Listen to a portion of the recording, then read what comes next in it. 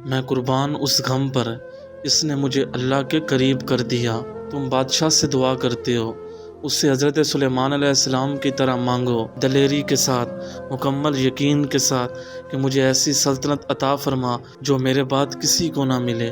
عطا کرنے کے طریقے مختلف ہو سکتے ہیں، لیکن میرا اللہ دعائیں رد نہیں کرتا۔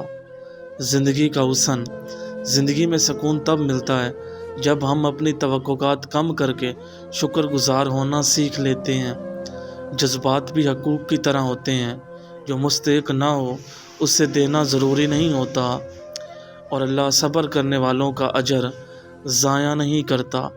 مشکلات ہمیشہ بہترین لوگوں کے حصے میں آتی ہیں، کیونکہ وہ نہایت ہی بہتر طریقے سے انجام دینے کی صلاحیت رکھتے ہیں۔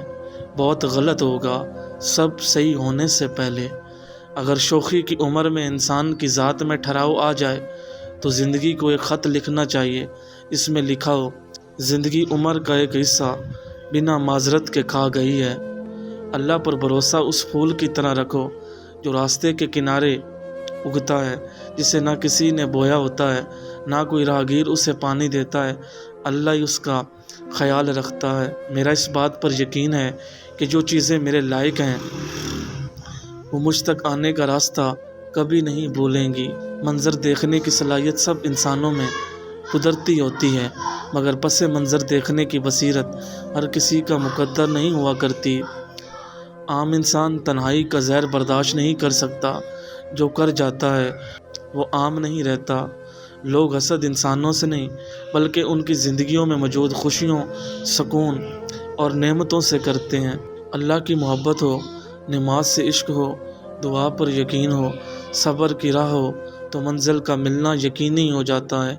دل کا درد صرف جائے نماز ہی جانتی ہے۔ دعائیں تو دل کا راز ہوتی ہیں، جن کا رازدار خود رب ہے، اور اپنے بندے کے رازوں کی لاج رکھتا ہے، اسے خوب جانتا ہے۔ بے شک دنیا میں سخت ترین سزا یہ ہے کہ اللہ تعالیٰ تمہاری زبان کو اپنے ذکر سے روک لے۔ گناہ چھوٹے ہوں یا بڑے، نشان دل پر ہی چھوڑ جاتے ہیں، اور پھر وہی دل سکون کے لیے تڑپتا ہے۔ اللہ سے معافی مانگ لو، ابھی بھی وقت ہے۔ ہمیشہ غلط کرنے سے مصیبت نہیں آتی، بلکہ غلط لوگوں کے ساتھ اچھا کرنے سے بھی مصیبت آ جاتی ہے۔